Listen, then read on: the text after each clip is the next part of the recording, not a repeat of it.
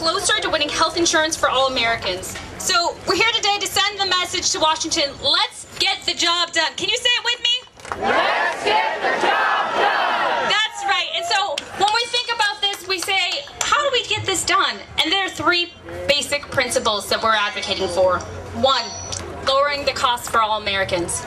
Two, giving everybody the choice to pick their own doctor and their own provider, including a strong public option. And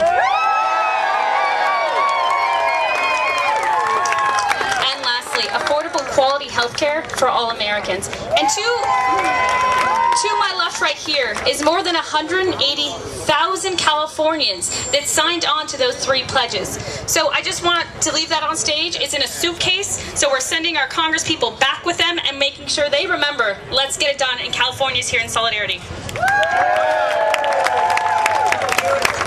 So we invite today our leaders to come to hear our messages, to hear about our struggles that each and every one of us are facing each and every day.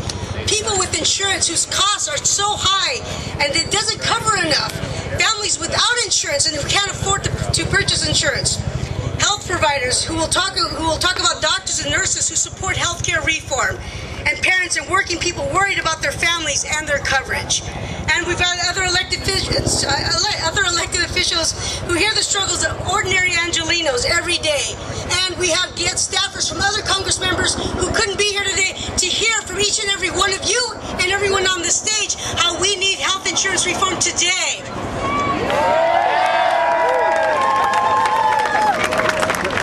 So for our first speaker, I want you to help me welcome one of our OFA's own, Jack Denible. Jack Denible is one of our community organizers and all-around superstar volunteer. He's given his time and energy fighting for this every single day, and for a very important reason. This hits really close to home. So if I can get a big round of applause to welcome Jack Denible to the stage. A few weeks ago was the anniversary of my father's death. His name was Roberto Massimo Denible.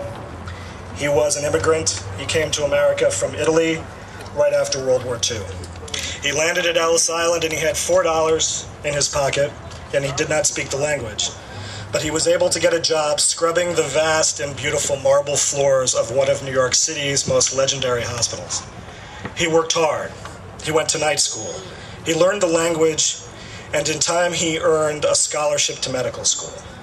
And 19 years later, my father was named medical chief of staff of the very same hospital that had hired him to wash their floors only days after his arrival at Ellis Island.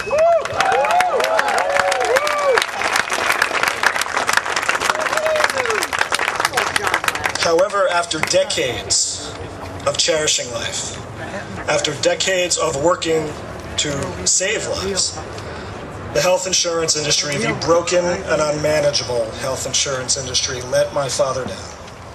He was diagnosed with brain cancer. And at the time, there was an experimental form of chemotherapy that had shown great result in treating his form of the disease. However, his insurance company denied him coverage for this chemotherapy.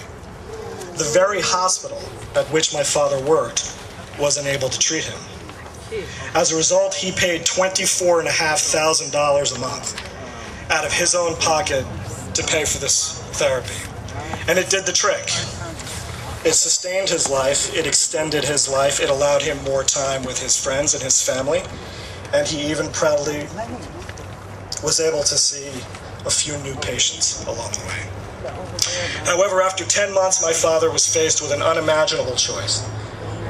The money was running out, and he wanted to leave myself and my brother some money so we could finish college. My father decided to terminate his chemotherapy. He did so on July 1st, and on July 18th, he was dead.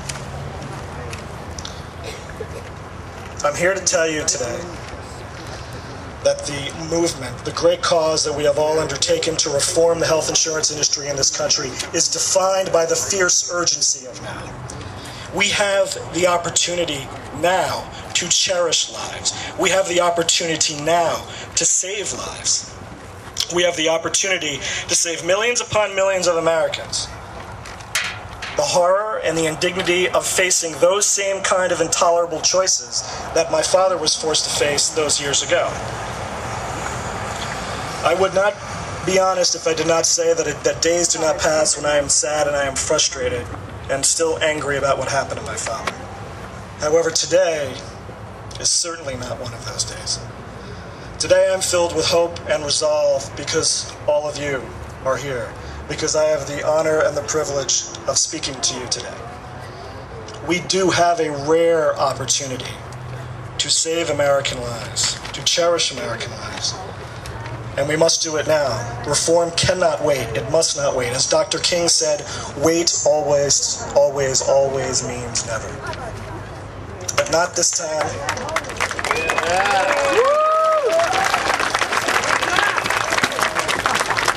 Reform cannot wait, it must not wait, and it shall not wait. Not in light of my father's story, and not in light of the story of millions upon millions of Americans who are similarly tragic, but even more importantly, yes, than the stories of millions upon millions of Americans, their stories that have yet to be written. Stories that must be written not with illness, but with wellness. Not with insolvency or bankruptcy, but with prosperity. Not with lies and untruths and fear meant to divide us. And not with tragedy, but with hope and with triumph.